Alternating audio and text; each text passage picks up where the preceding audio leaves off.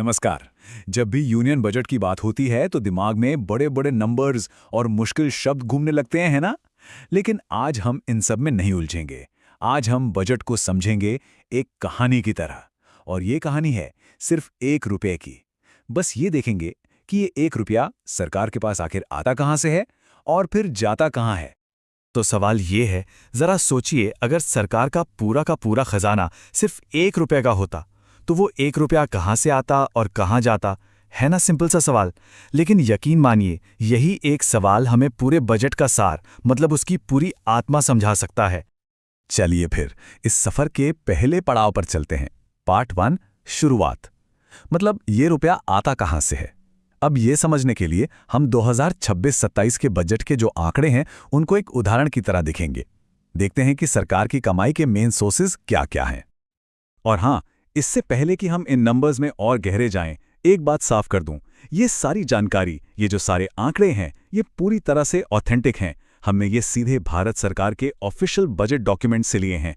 तो मतलब जो तस्वीर हम देखने वाले हैं वो बिल्कुल असली और सटीक है। तो ये रही पूरी पिक्चर। हर 1 रुपए में से जो सबसे बड़ा हिस्सा है वो है 24 पैसे, और ये आता है उधार और दूसरी देनदारियों से।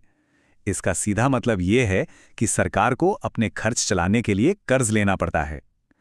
अच्छा, इसके बाद आते हैं हमारे टैक्स, जैसे इनकम टैक्स, कॉरपोरेशन टैक्स और जीएसटी, जो मिलकर कमाई का एक बहुत बड़ा हिस्सा बनाते हैं।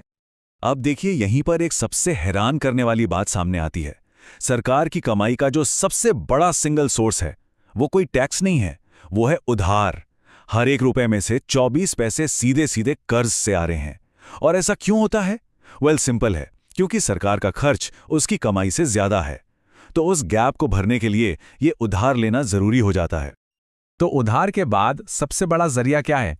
वो है डायरेक्ट टैक्स, मतलब इनकम टैक्स, जो हमारी कमाई पर लगता है वो देता है 21 पैसे, और जो कंपनियों के प्रॉफिट पर लगता है यानी कॉरपोरेशन टैक्स, वो देता है 18 पैसे। तो कह सकते हैं कि ये दोनों टैक्स मिलकर सरकार की कमाई की बैकबोन है। ओके, तो अब हमें ये तो पता चल गया कि रुपया आता कहाँ से है। अब कहानी के दूसरे हिस्से पर चलते हैं जो उतना ही इंटरेस्टिंग है। मंजिल, मतलब रुपया जाता कहाँ है। सरकार इस पैसे को आखिर कहाँ कहाँ खर्च करती है। चलिए देखते हैं। और ये रहा खर्च का पूरा हिसाब किताब। यहां देखिए, साफ साफ दिख रहा है कि रुपए का सबसे बड़ा टुकड़ा 22 पैसे राज्यों को जाता है, उनके टैक्स के हिस्से के तौर पर। उसके ठीक पीछे है ब्याज का भुगतान 20 पैसे, और फिर नंबर आता है केंद्र सरकार की अपनी योजनाओं का, और हां, देश की रक्षा यानी डिफेंस का। तो इसका मतलब क्या हुआ? इसका मतलब ये कि हर 1 रुपए में से 22 पैसे केंद्र सरकार वापस राज्यों को दे देती है। ये हमारे फेडरल स्ट्रक्चर, हमारी व्यवस्था का एक बहुत ही जरूरी हिस्सा है। जो पैसा सेंटर जमा करता है उसे फिर राज्यों के साथ शेयर किया जाता है ताकि पूरे देश में विकास के काम हो सके। अब जरा खर्च वाली साइड पर एक और बहुत बहुत जरूरी बात पर ध्यान दीजिए। रुपए का दूसरा सबसे बड़ा हिस्सा यानी 20 पैसे, ये किसी नए स्कूल, सड़क या हॉस्पिटल पर खर्च नहीं हो रहा। नहीं, ये पैसा जा रहा है सिर्फ और सिर्फ पुराने कर्जों का ब्याज चुकाने में। सोचिए, ये एक ऐसी जबरदस्त लागत है जो सीधे सीधे डेवलपमेंट के लिए मौजूद पैसे को कम कर देती है। इस बात को थोड़ा और गहराई से समझते हैं। आपको याद है, कमाई वाले हिस्से में हमने 24 पैसे उधार की बात की थी। ये जो 20 पैसे का खर्च है ना, ये उसी का सीधा नतीजा है। मतलब सरकार जो भी 1 रुपया खर्च कर रही है उसमें से 20 पैसे सिर्फ इंटरेस्ट पेमेंट में जा रहे हैं, प्रिंसिपल अमाउंट में नहीं। ये एक तरह का साइकिल है जो चलता रहता है। तो ठीक है, अब हमने रुपए के आने और जाने दोनों का सफर देख लिया। अब जरा एक स्टेप पीछे लेते हैं और बड़ी पिक्चर देखते हैं। क्या करें? इस साल के आंकड़ों को पिछले साल के आंकड़ों से कंपेयर करते हैं। इससे हमें यह समझने में मदद मिलेगी कि देश की फाइनेंशियल प्रायोरिटीज में आखिर क्या बदल रहा है और क्या बिल्कुल वैसा का वैसा ही है। ये टेबल देखिए, ये बहुत कुछ साफ कर देती है। जरा ध्यान से देखिए। कमाई और खर्च के जो सबसे बड़े आइटम्स हैं, जैसे कि उधार, वो पिछले साल भी 24 पैसे था, इस साल भी 24 पैसे पर है।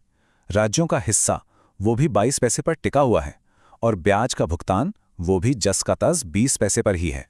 हाँ, इनकम टैक्स और जीएसटी के कलेक्शन में थोड़े बहुत बदलाव जरूर हैं, और केंद्रीय योजनाओं पर खर्च 1 पैसा बढ़ा है, लेकिन जो बड़ी चीजें हैं वो काफी हद तक स्थिर हैं। तो इस पूरे विश्लेषण के बाद एक आखिरी सवाल बचता है। जब हम इस 1 रुपए के पूरे सफर को देखते हैं कि वो आता कहाँ से है, जहाँ सबसे बड़ा हिस्सा उधार का है, और फिर वो जाता कहाँ है, जहाँ सबसे बड़े हिस्से राज्यों को देने और पुराना ब्याज चुकाने में जा रहे हैं, तो ये सब हमारी नेशनल फाइनेंशियल प्रायोरिटीज के बारे में हमें क्या बताता है? ये क्या कहानी सुनाता है? इस पर सोचिएगा जरूर।